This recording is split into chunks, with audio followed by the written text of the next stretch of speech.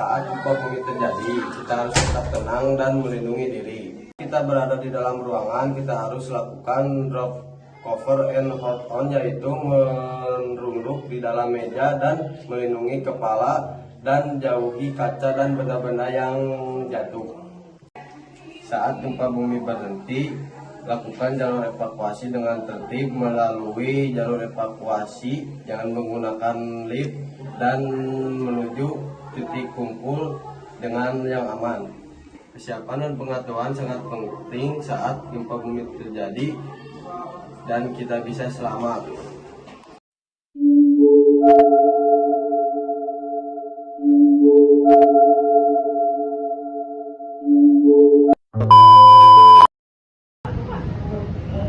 Kalau ada gempa, jangan panik.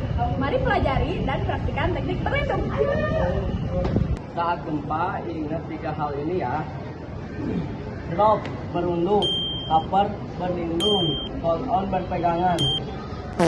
Bisa menggunakan tas atau benda lainnya untuk melindungi kepala dan leher. Lalu evakuasi diri. Saat mengevakuasi diri, jangan menggunakan lift. Gunakan tangga darurat dan tetap melindungi kepala.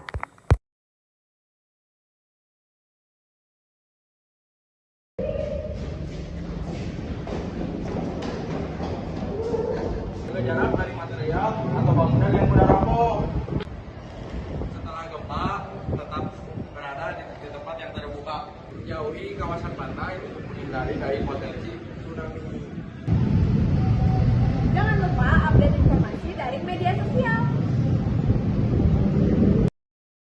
Das war ein Befehl! Der Angriff Steyrs war ein Befehl! Huh? Huh? Huh? Emergency bag harus disediakan oleh setiap orang di dalam rumah. Karena jika terjadinya bencana seperti gempa bumi, akan lebih mudah membawa barang-barang bawaan yang penting. Ada beberapa hal yang harus dipersediakan di dalam emergency bag. Yang pertama, ada dokumen-dokumen penting seperti kartu keluarga dan identitas pribadi lainnya. Lalu, ada selimut kecil, ada baju ganti, dan juga air mineral yang cukup untuk 3 hari. Lalu ada makanan ringan seperti biskuit atau makanan kaleng lainnya. Selanjutnya, sediakan nomor darurat yang sudah dilapisi oleh plastik yang tahan air agar ketika terjadi banjir ataupun tsunami, maka akan lebih mudah terbaca dan tidak sobek. Sediakan beberapa uang tunai, lebih baik jika uangnya uang kecil. Lalu ada tisu basah. Sediakan alat P3K seperti obat-obatan dan juga minyak kayu putih dan betadine. Lalu ada senter, gunting dan juga korek. Gunting digunakan untuk membuka makanan atau memotong plester atau alat-alat P3K lainnya. Usahakan guntingnya kecil dan ada pengamannya.